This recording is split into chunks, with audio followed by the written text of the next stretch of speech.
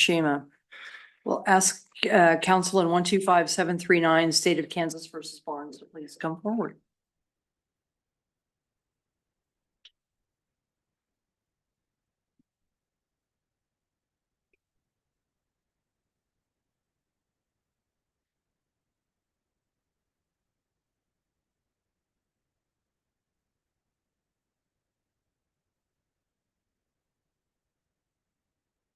May it please the court.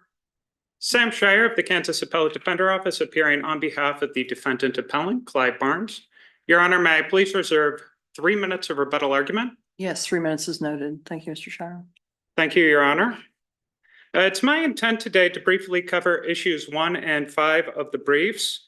Those issues relate to the premeditation instruction given in this case and the vicinage element of Clyde's tampering with electronic monitoring equipment conviction. I do want to respond to this court's specific concerns, so please do not hesitate to redirect my argument. Starting with issue 1, the issue here, at least in terms of error, is whether PIC's standard definition for premeditation is both legally accurate and provides sufficient guidance to jurors in their deliberation in a first-degree murder trial. I truly believe that it does not. And to make my case, I'd like to start by pointing out that premeditation has no statutory definition. It is a judicially defined term. Recently in this court's case law, I believe this court has done a good job of building up a positive definition for what premeditation is and what it entails. So as an attorney, I have a pretty good understanding of what premeditation means in the state of Kansas. The problem in this case and in so many other cases is that jurors are not lawyers and they do not read this court's opinions. So all that Clyde's jury had to figure out what premeditation meant in this case was standard PIC instruction.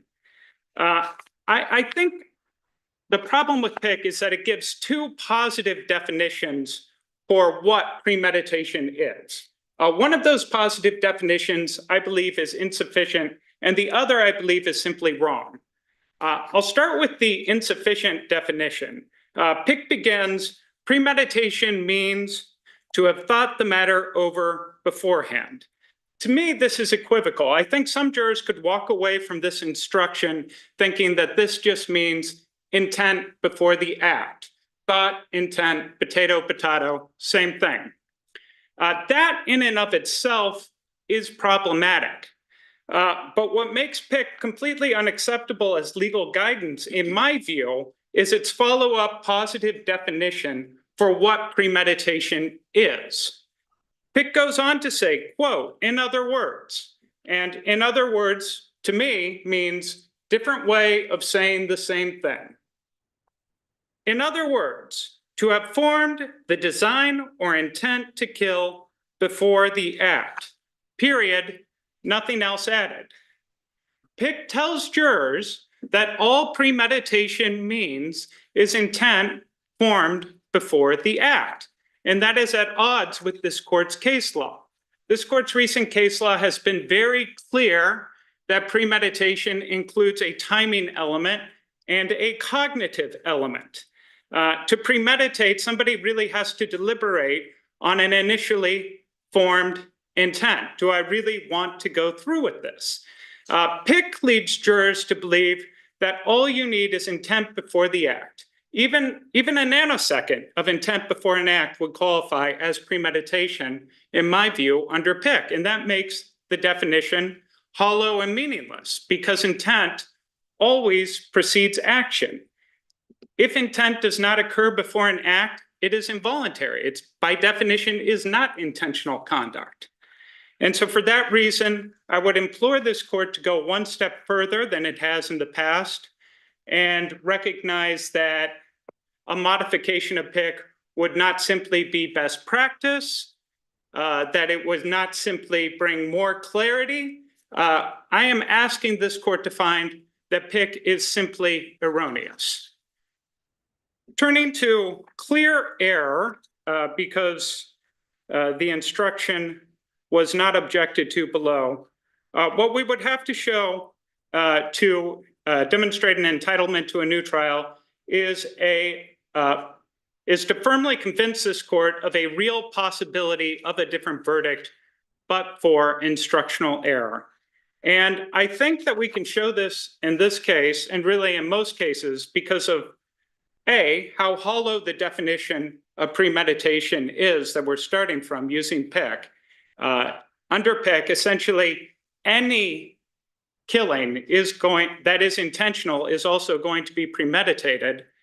And I think if this court, if a trial court defined premeditation in accord with this court's case law, it would be extremely difficult to prove because it is a thought process that is occurring entirely within a perpetrator's mind. It would have to be proven basically from inferences drawn from circumstantial evidence. It would make it very difficult to prove a case on that element beyond a reasonable doubt. Why didn't that happen here, given the facts of this case? Given the facts of this case, If you got the instruction that you wanted, wouldn't the facts of this case suffice? Suffice in terms of sufficiency of the evidence. Premeditation? Wasn't there ample evidence of premeditation in this case? To support a conviction were it challenged on sufficiency grounds, I believe that there would be. But the question of whether a jury would have inevitably made that finding, I don't believe so. There might have been evidence of planning to enter a residence, but there is no way of knowing with absolute certainty what was going through a perpetrator's mind in the moments before the actual killing acts. But absolute certainty isn't required. It's beyond a reasonable doubt, correct? Well, that's correct, Your Honor. And I would say a jury verdict would not have been guaranteed under that beyond a reasonable doubt standard either, which is an extremely high bar to clear in any criminal case. I believe that there is a real possibility of a different possible outcome. And for that reason, I would respectfully ask this court to reverse Clyde's conviction. Moving on to issue 5 of the brief, the issue here has to do with state constitutional vicinage. And Section 10 of the Kansas Constitution Bill of Rights explicitly requires a criminal charge to be brought in the county in which it was, quote, committed. This court's precedent gives a pretty definite definition of what it means for a crime to be committed within a particular jurisdiction. For a crime to be committed within a particular jurisdiction, a defendant must have therein committed an overt act, or the crime must have been completed. As I read the state's brief, I don't believe that there is disagreement on that interpretation of constitutional law. In your brief, sir, you mentioned on page 35, and I'll quote, in 1859, when Section 10 was enacted, it was widely accepted at common law that a crime was committed in the jurisdiction where the overt act or the effect of the overt act occurred. And you cite to Addington. Do you agree with that? Do you agree that that is the explanation of our Constitution in Section 10? Absolutely, Your Honor. And it appears to me that you have approved of Addington's conclusion that to commit a crime in one location by virtue of an act's effect, it was appreciated that the effect needed to complete the crime. You mentioned that from Addington, correct? That's also correct, Your Honor. So, and then you cite the example that if, for example, someone is poisoned in, say, Missouri, but they pass away from the poisoning in Kansas, that Kansas has jurisdiction because the effect of the poisoning occurred in Kansas, correct? Correct, Your Honor. And that relates to you can't have a murder unless you have a deceased victim, right? Correct. So how is that different from what we have here, where you have a person who tampers with an ankle bracelet in Missouri, but the immediate effect of that is to terminate supervision of Johnson County District Court in Kansas. How is that different? Well, Your Honor, I think what is different is that in the homicide example cited in Addington, the crime simply did not occur when the act was committed. It consummated in Kansas after a passage of time. In the case at bar, Mr. Barnes was alleged to have tampered with equipment in Missouri. As soon as he tampered with that equipment in Missouri, the crime was finished and completed. So for that reason. But can't you can touch, if it itches down there, you can touch it, you can tamper with the ankle bracelet. It's not a completed crime unless there is a defacing or disfigurement that has to do with the Johnson County supervision, correct? I actually disagree on that point, Your Honor. I think looking at the precise statutory language of the tampering statute, the only overt act is removing, disabling, altering, tampering with, damaging, or destroying. It doesn't require that a supervising party no longer have the ability to continue supervision. As long as there is some tampering, even if that tampering is ineffective, I believe a prosecution would still be viable by the plain language of the criminal statute. If we were to be persuaded by your argument, would the ultimate effect be that no one could ever be monitored out of state or out of jurisdiction? No, Your Honor, I don't believe so. And I would say for two primary reasons. Number one, first of all, you could always revoke bond in the underlying criminal case in which supervision was ordered. There would be nothing that would prevent a district court from doing that. There may also be civil ramifications for tampering with electronic monitoring equipment out of state. And in addition, a individual would be subject to any criminal statutes within the jurisdiction in which the tampering occurred.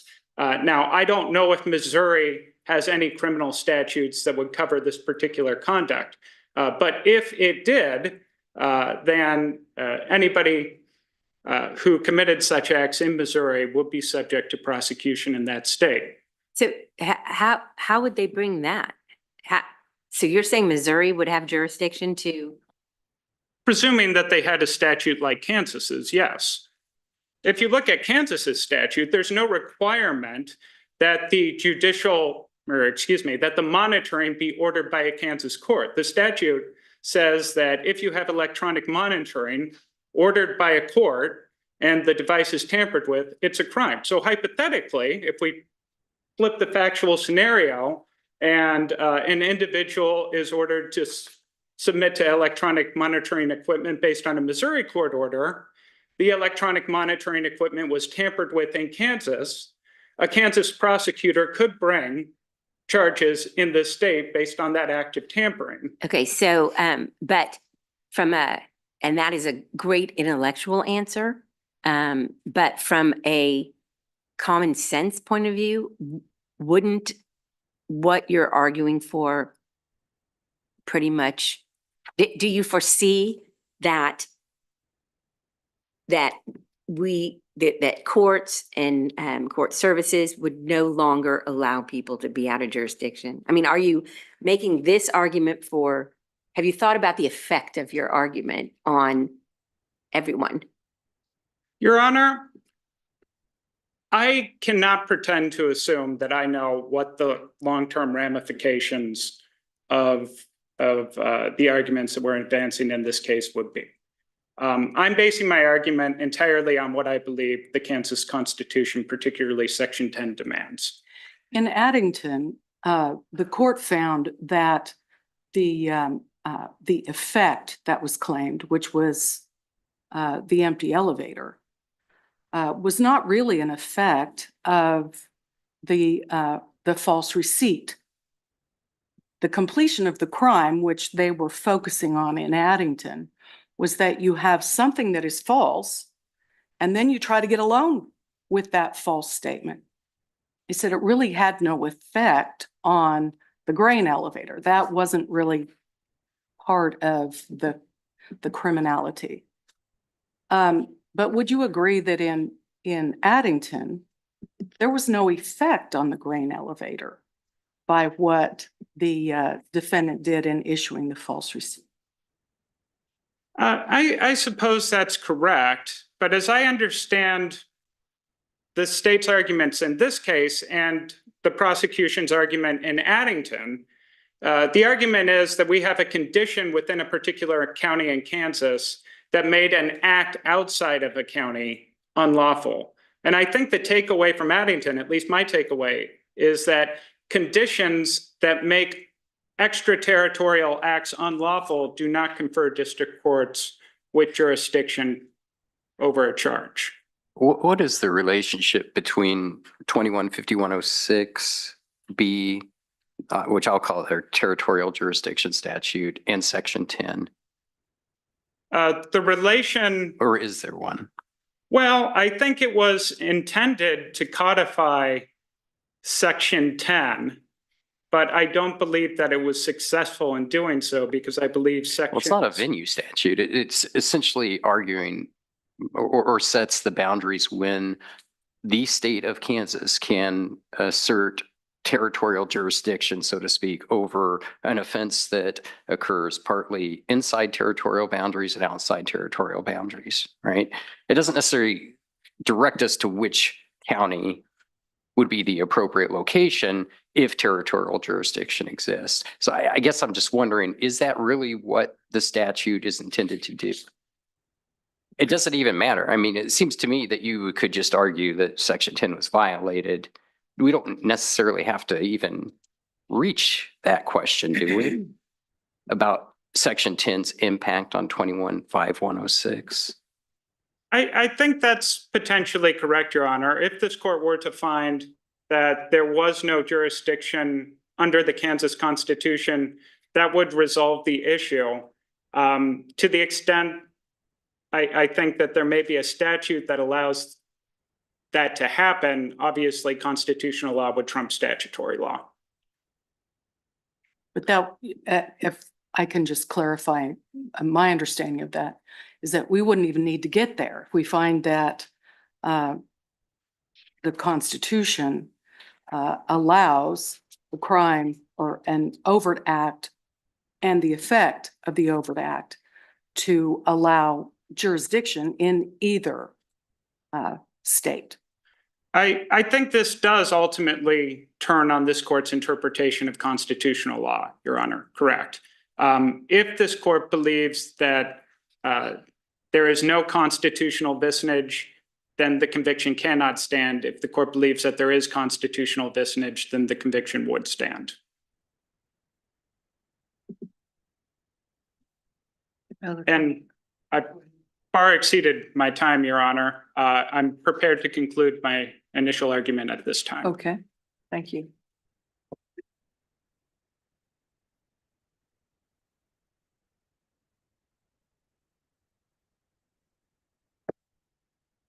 May it please the court. I'm Jacob Gonteski. I represent the plaintiff, the appellee, the state of Kansas.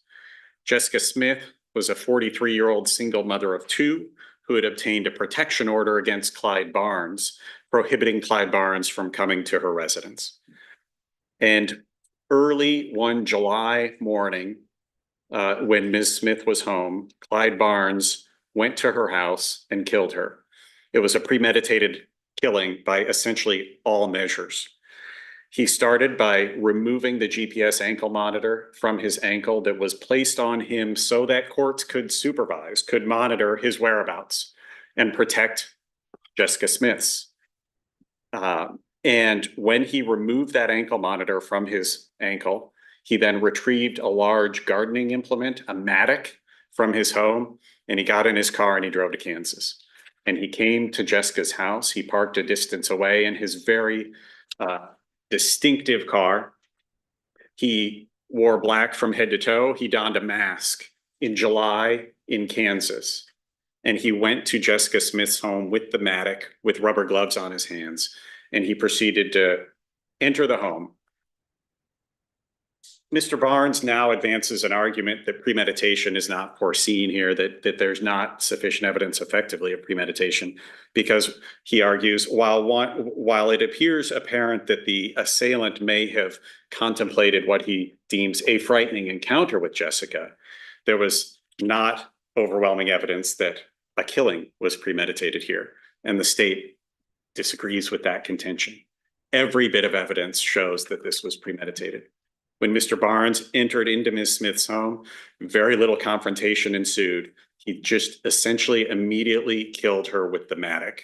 He dealt several blows to her, including blows to her body after she had been felled to the floor, blows that were left in the linoleum floor in the kitchen. He killed her, and then he fled the home, and he stripped off the clothing that he wore. He fled in his car that became disabled on his way home. He dropped some of the rubber gloves he was wearing, rubber gloves that had her DNA on the outside and his on the inside. The mask was found in his car later that had her DNA on it. This is not a case with direct evidence of premeditation coming in the form of Clyde Barnes telling a police officer or telling the jury that I went there to kill Jessica Smith. But by every measure, that's exactly what he did. And a jury reasonably inferred as much. And the premeditation instruction that the court gave that was the pattern instruction that this court has blessed for decades, was adhered to by this jury. And it was more than sufficient for the jury to understand the concept of premeditation.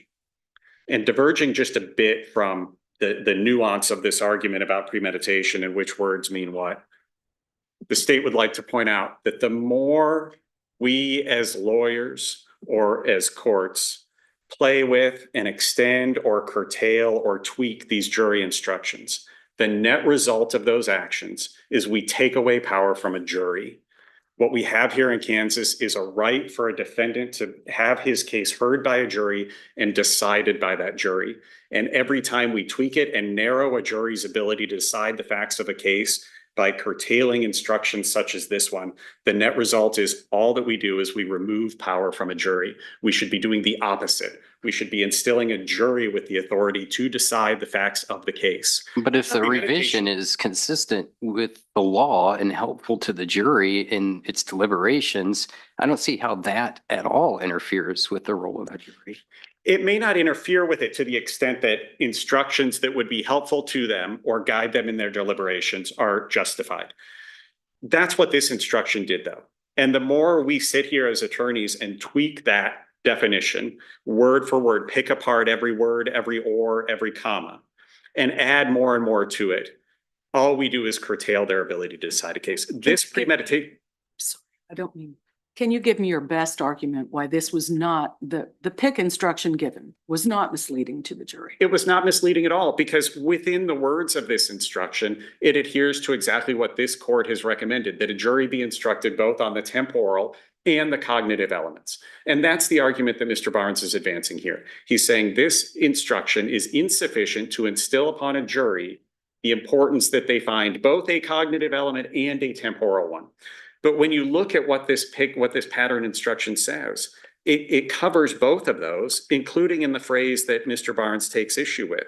Premeditation means to have thought the matter over, cognitive, beforehand, temporal.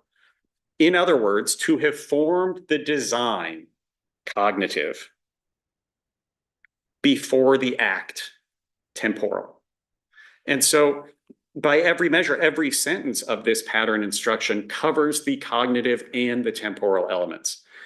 And if this instruction is going to mean anything, which this court has made clear for decades, there's not a fixed there's not a fixed amount of time.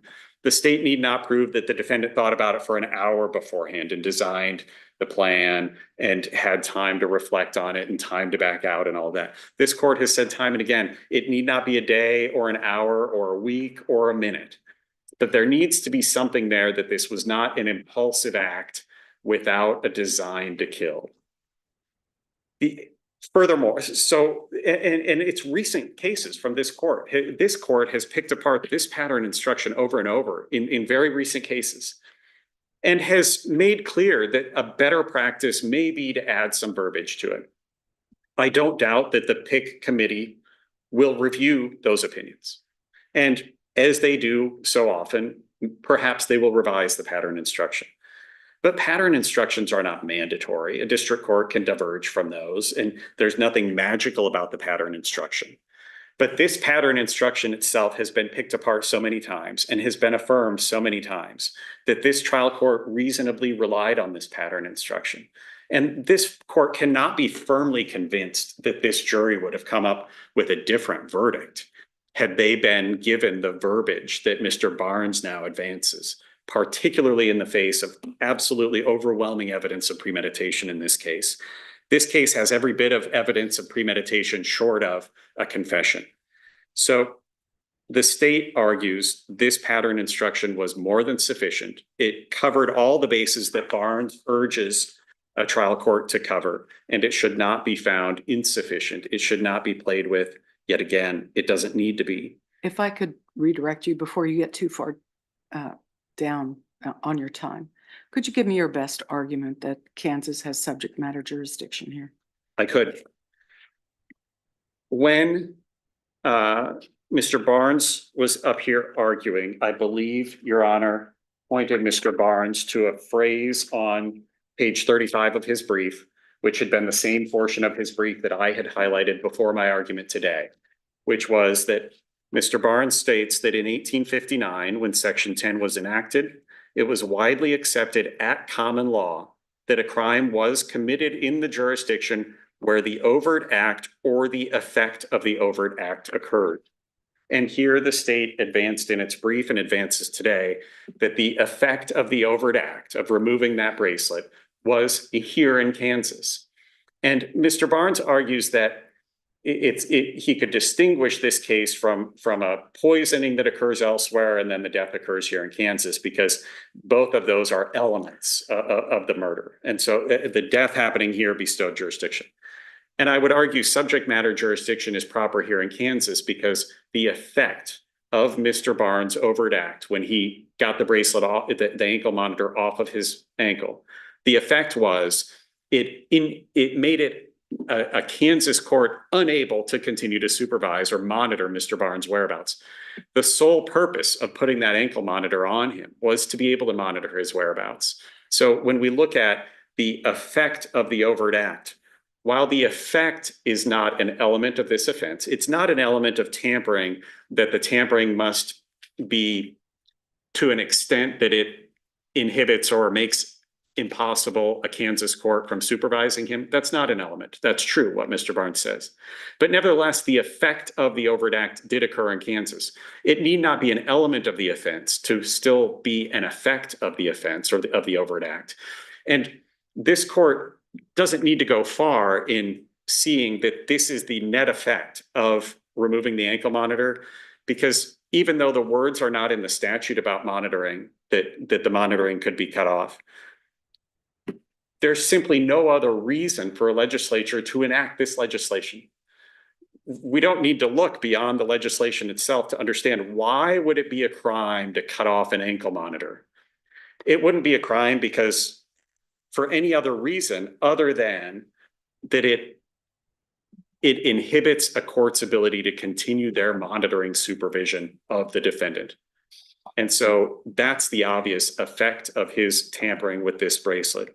Can I ask And that you- effect was held here. Go ahead. I was just going to ask you a question about the nature of this right under Section 10.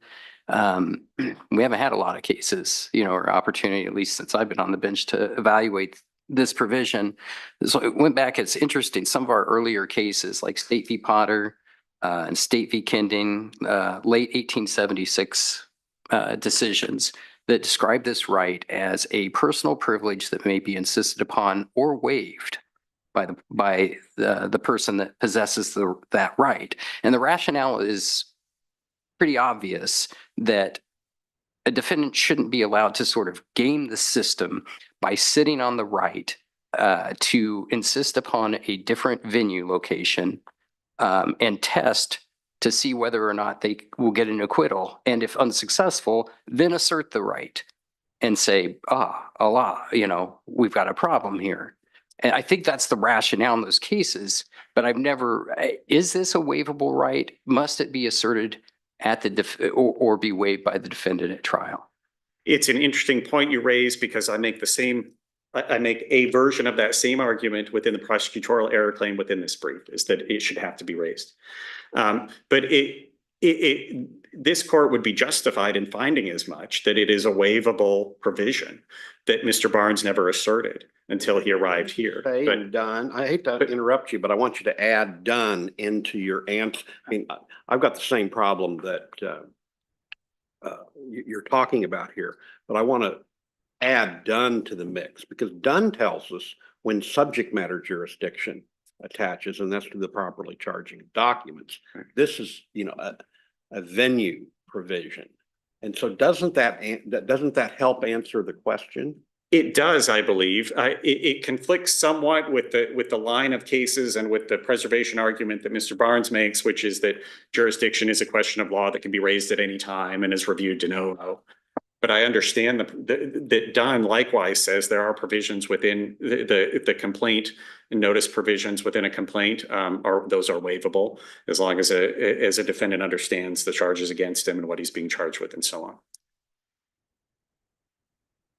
on. Going back to your interpretation or construction argument, much of what you talk about in terms of what was understood at the time of the adoption and just in legislative intent as to this tampering statute are not based upon our rubric of starting with the plain language. And only if we can't discern meaning from the plain language do we move to those types of tools. So if we look here at committed, is the plain language of committed the actual act of tampering only? And how do we make committed so broad that it incorporates the Johnson County court order? I believe it encompasses the Johnson County court order because absent that court order, the crime wouldn't be committed.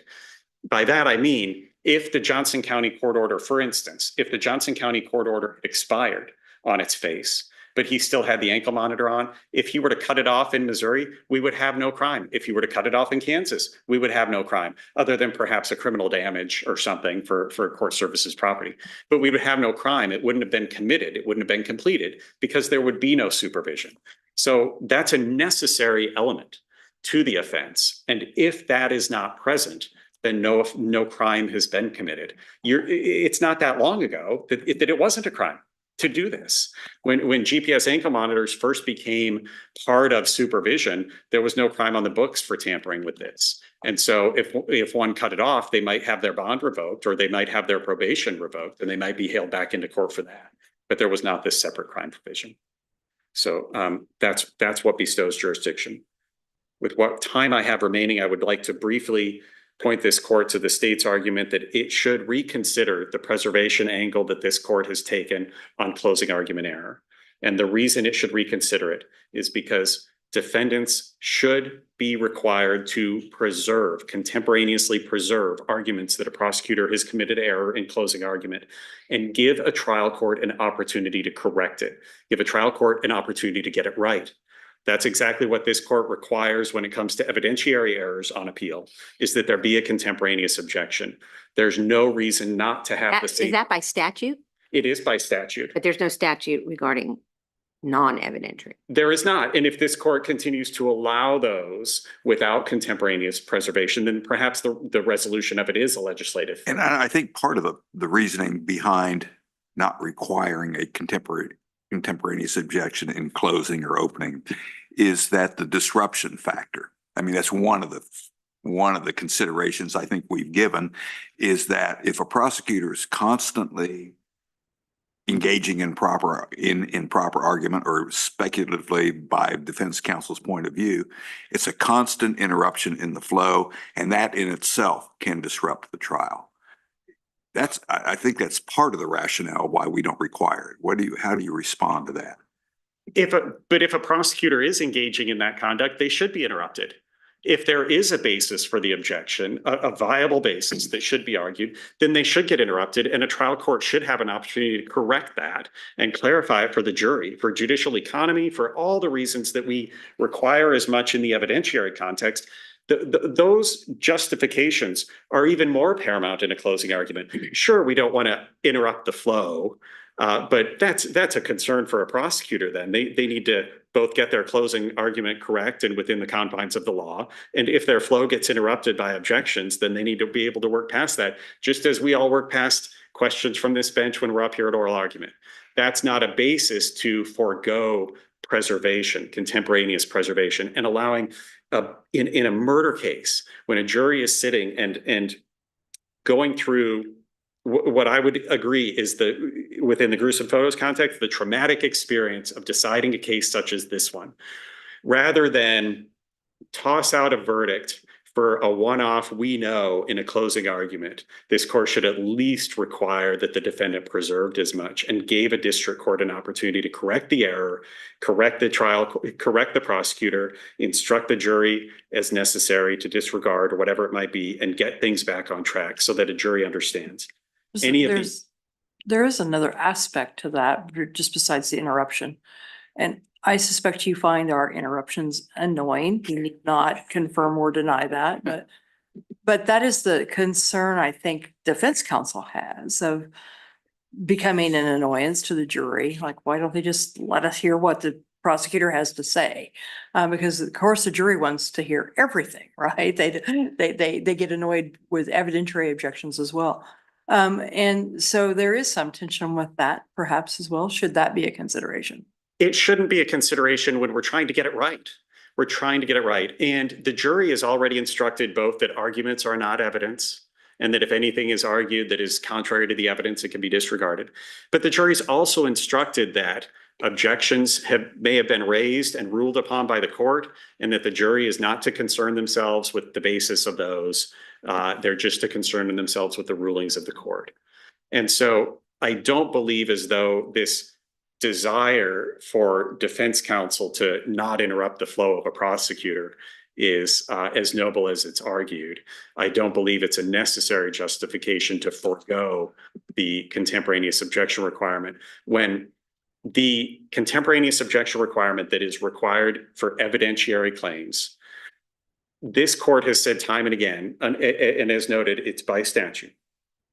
The state, if they improperly admit a piece of evidence against a defendant and convict that defendant, if he or she failed to object to that evidence coming in, they're out of luck on appeal and the conviction stands.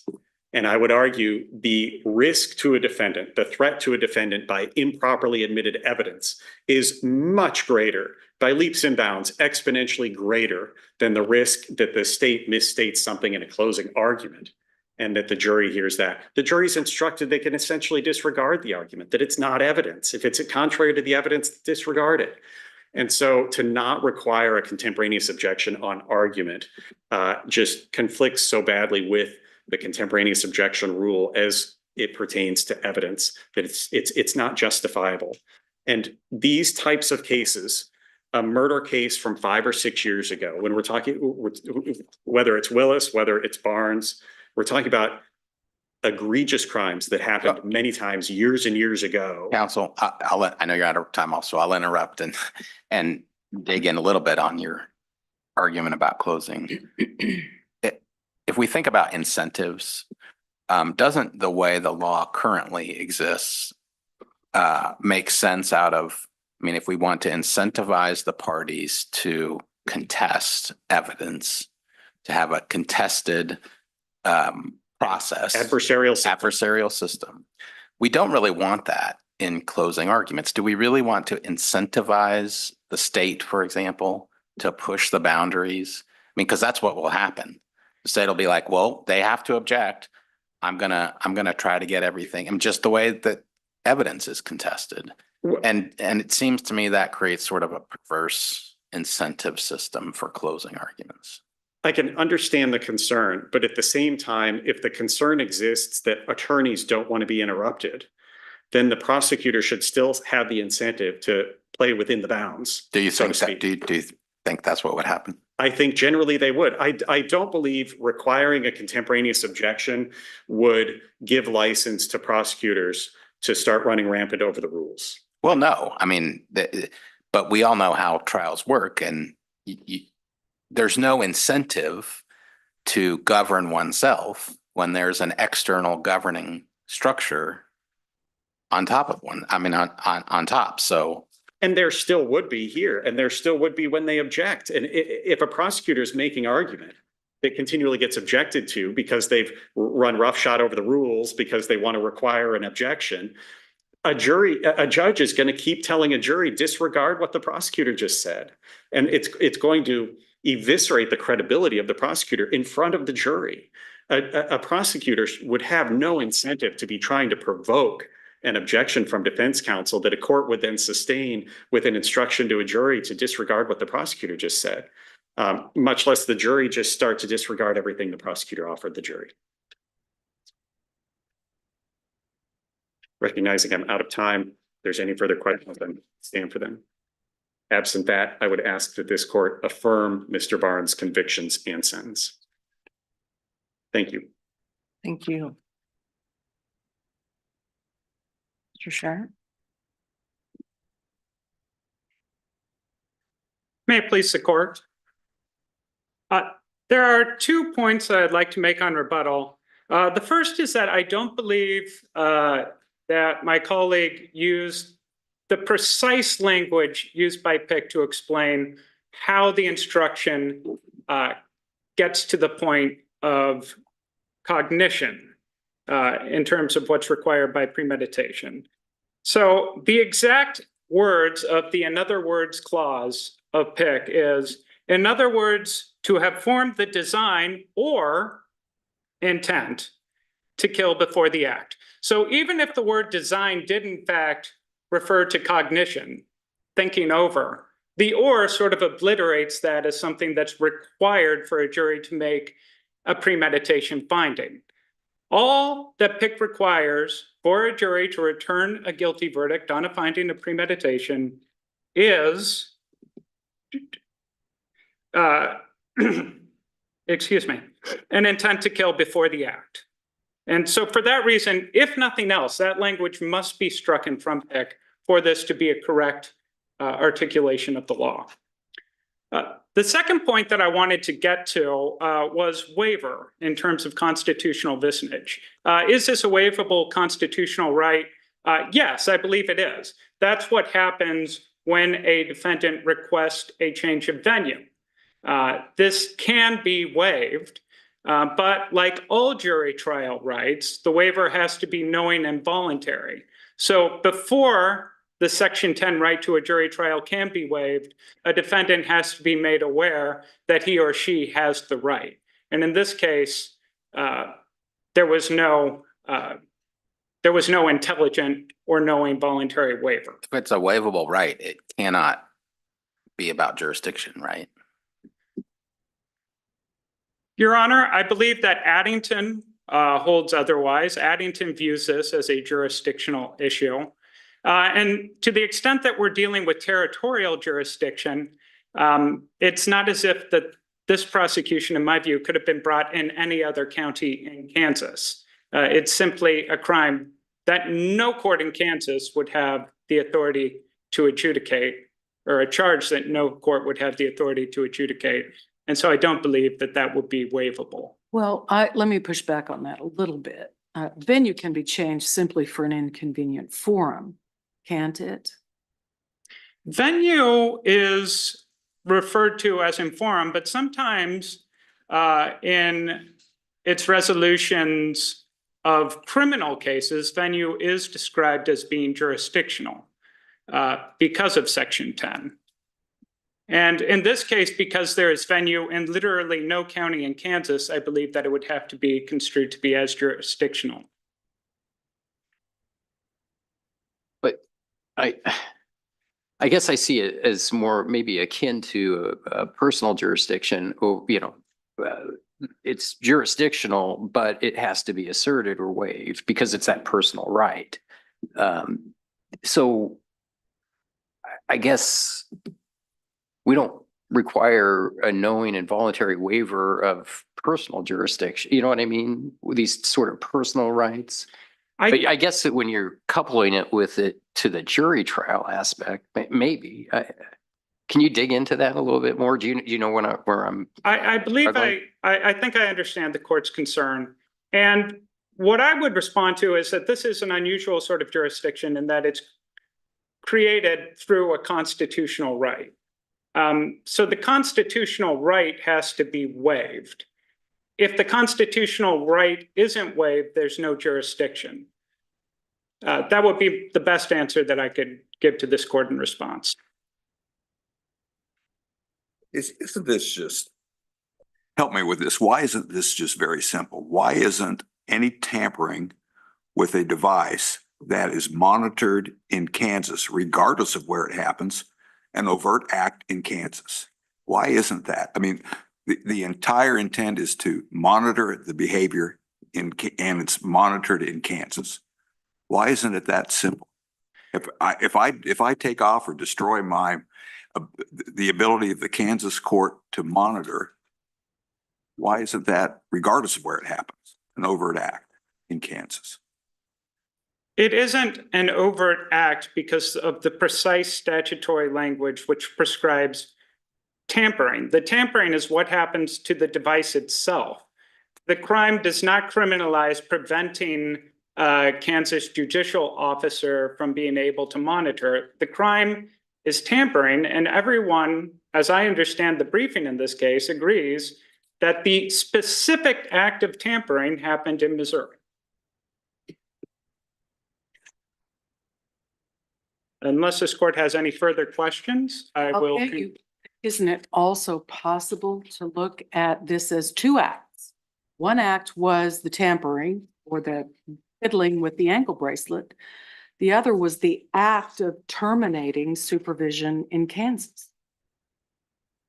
I don't believe so, Your Honor, because of the wording of the statute. The only act that a defendant has to commit to be guilty of this crime is the tampering. The severing of the court's ability to supervise is not something that's criminalized by statute. And to the extent we're talking about just there would be no crime unless a defendant had been ordered by a Kansas court to be subject to supervision. I view that as a condition that makes an act unlawful, which again, I believe Addington is very clear does not confer. Aren't these systems two-way streets essentially? In other words, isn't there electronic devices that exist in Kansas that communicate with the bracelet? I mean, Yes, Your Honor. There has to be, right? Yes.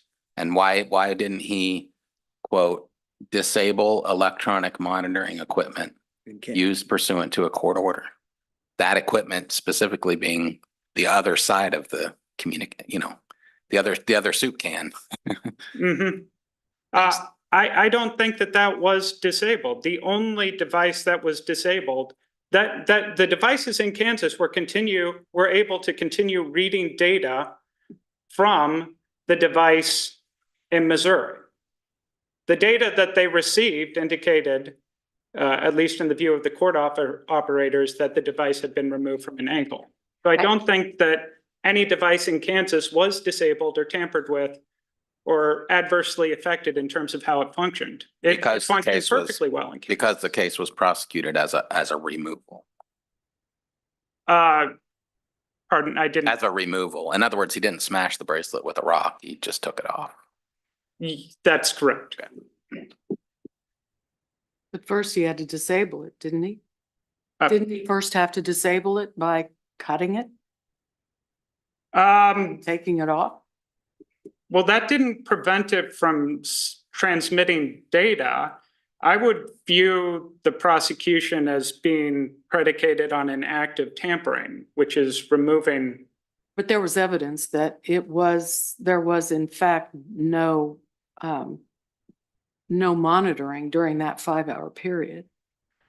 I believe that there was monitoring. The communication, the devices continued to communicate with each other. And the data that Kansas devices received indicated that the device in Missouri had been opened and closed essentially. I thought But there was, when it did open it, I thought the fact showed that when he did open it, it stopped communicating for a period of minutes before he put it back on the, is that, maybe I have the facts wrong. Well, perhaps there could have been greater specificity in terms of how that was communicated at trial. I'm not sure that this was an issue on anyone's radar during trial. My recollection of the testimony is that there was a tamper alert, and I'm not exactly sure what that would translate to.